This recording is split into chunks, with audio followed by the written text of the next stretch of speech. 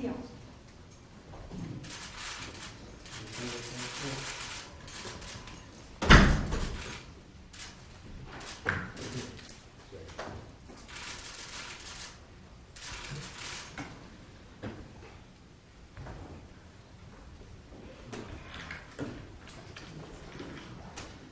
We're here in case 574-231, State versus Ariel Castro. Mr. Castro, you are here for a first pretrial in your matter. Are you aware of that, sir?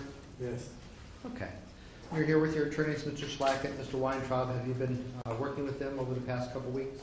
Yes. All right. I do want to talk about the status of discovery. Mr. McGinney, what's been going on so far?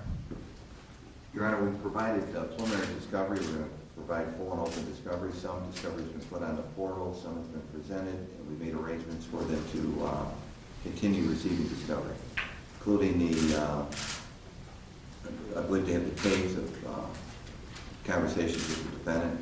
They have other tapes.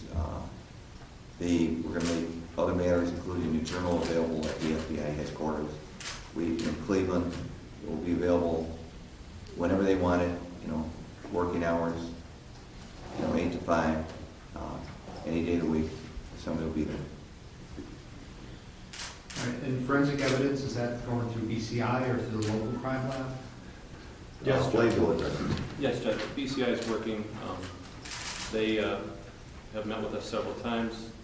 There's been some preliminary biology reports that have been drafted but not yet published. We're expecting a round of DNA within about 3 to 4 weeks.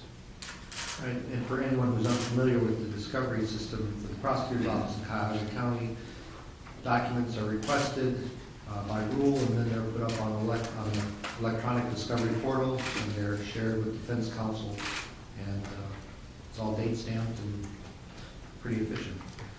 So, Mr. Weintraub, Mr. Schlackett, have you been getting this information now? Yes, Judge. We are in receipt of Mr. Castro's video statement, and we have reviewed that.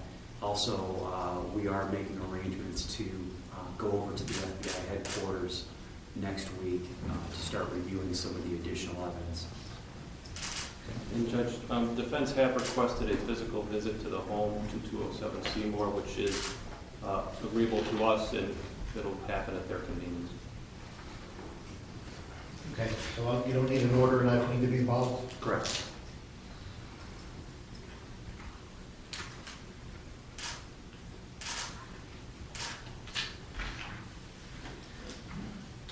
Mr. McGinney, what is the status of any additional charges that might be presented to the grand jury? We are presenting additional evidence to the grand jury next week and the week after. We expect that we are going to request further indictments to cover the additional period. We're going to close that process as soon as possible. And those will be under a separate case number, then I assume you'll make a motion to join into this case? Correct, or the other end of the second, whichever you wish. It's up to you. Do whatever way you prefer. Okay, well, I think properly it should be any new charges would come by way of a new case number, and then you would move to join them under the criminal rule. What about any Valentine or Yakov issues? We're going to address those individually. I think it's an agreement with counsel that we are going to address the specifics of the different counts and how to differentiate them in a separate bill of particulars or letter that we're requesting seal. And Mr. Schlack and Mr. Weintraub, you've discussed that with the state, and you're in agreement on that process? We are, Your Honor, completely in agreement. Thank you. And Judge, because of the sensitivity of a number of matters in the discovery, all discovery will be going out as counsel only. So I'd ask that you make a note of that. Do you require any order from me, or it's just going to be the agreement of the If parties? defense wants to go beyond their own viewing or review of the information provided, we would ask that they seek your permission. I don't know if the rules provide for a blanket counsel only. I mean, I think it unfairly impacts on our preparation for the defense. Things that should be marked counsel only, we respect that, but just to make a blanket, every single thing counsel only is not what the spirit or even the rule provides for.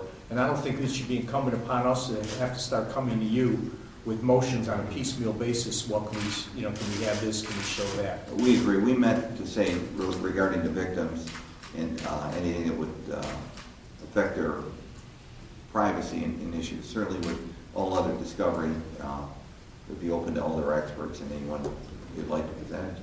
Yeah, and I'd like to thank Mr. McGinty. We had no way, Your Honor, intend to ever do anything that would adversely impact on the privacy of these alleged victims. Thank you.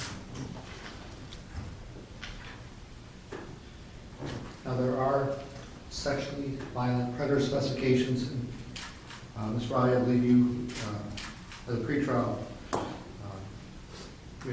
we discussed earlier with the parties that there may be some counts that may not apply to, or some situations that may not apply, but you're cognizant of that and you're working on it. Yes, we are, Your Honor, with regards to the change in the law on April 29th, 2005. There are some counts that may have inadvertently have that spec on, but they will be removed in the next amendment. Okay, thank you. Now, Mr. Castro, you understand that you are presumed innocent and you have the right to a trial. Is that clear? Yes. All right. And I have no position about what you should do in this case. Any decision will have to be yours. Is that understood? Mm-hmm. Yes. Yeah? Okay. That being said, I have talked with the parties. If there is any resolution of this matter by way of plea, I would anticipate that the parties will prepare a written plea agreement that will mirror the oral colloquy that we have here in court. But because of the number of counts and the complexity of some of the issues, I think that this is a case where definitely, although it's not the practice in Cuyahoga County routinely, but this is a case that would require a thorough plea agreement. So, Mr. McGinney, any thoughts on that? We fully agree, Judge. Mr. Black, Mr. Weintraub? Yeah, Judge, I think that that is probably a good practice. Practice in federal court, and that's their standard. And Franklin County and some other counties too, and I think that we need to move toward that. All right, so the parties are aware by my initial look, the speedy trial in this matter would run on or about August 4th. So I'm going to move you all toward that date, and then if the defense feels that you need additional time, certainly request it, and we can execute a time waiver. But you have to consult with your client and see what your best scenario is and how it works for him.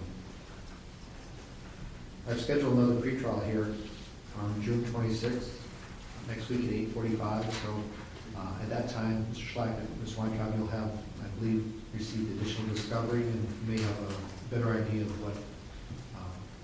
what's to your client's advantage in terms of proceeding. We hope so, Your Honor. Thank you. Okay. Mr. McGinney, anything else on behalf of the state? None, Your Honor. On behalf of the defense? Nothing. Thank you, Judge. Mr. Castro, do you have any questions for the court? No. Okay. All right. Thank you all. Thank you, Judge.